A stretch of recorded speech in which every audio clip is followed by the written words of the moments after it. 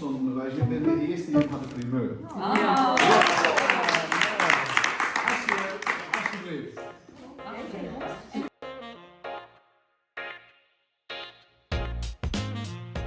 Nou, we zijn hier Joert in Marsum om de eerste beschikking uit te delen van Friesland Onderwijs. Dat hebben we die jaar in het dorpshuis van Marsum. En we jou hier een heel mooi bedrag voor een duofiets, een elektrische duofiets. Daarmee kunnen ouderen ook hier in het dorp weer meer doen om mobiliteit. Ze kunnen eens even naar de winkel in Ljouwert of een mooi blokje om op een fiets. Er zijn vrijwilligers die zijn, wij willen daar heel graag bij helpen. Dus het had echt te krijgen met onderlinge contacten en verbinding. Het had te krijgen met zoenens en dat is tegenwichtig.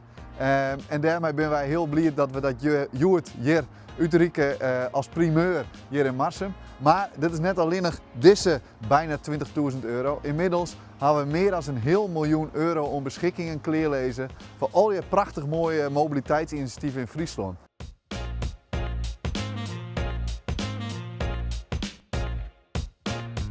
Wij willen graag een dwarpsdeelfiets die voor iedereen te broeken is. Hier in Marsum en omkrieten van mensen die net meer zelfstandig fietsen kunnen. En dan wordt er een fietsmaatje ontkoppeld en dan kunnen mensen die dat oors net meer kunnen lekker te fietsen.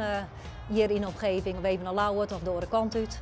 En als we deze subsidie net krijgen hier, dan hier gewoon aan het loskinderen. We kunnen ook in samenwerking met de Wenningstichting kunnen we een stalling maken en kunnen we de fiets omschaffen, een zwiddere accu. En eigenlijk hebben we gewoon het vaarhuur al los. En we hebben al wat oormeldingen van mensen die te fietsen kennen.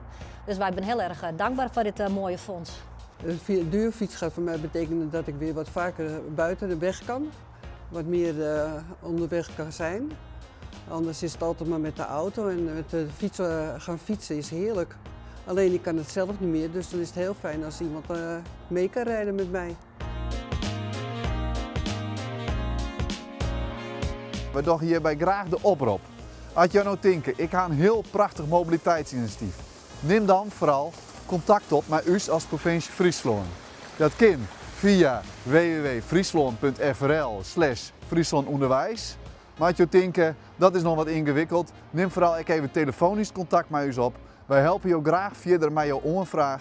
Er is nog €480.000 beschikbaar. Wij hopen dat dat in 2026 op een mooi plakje in uw wichtige en prachtig mooie provincie te lonen komt.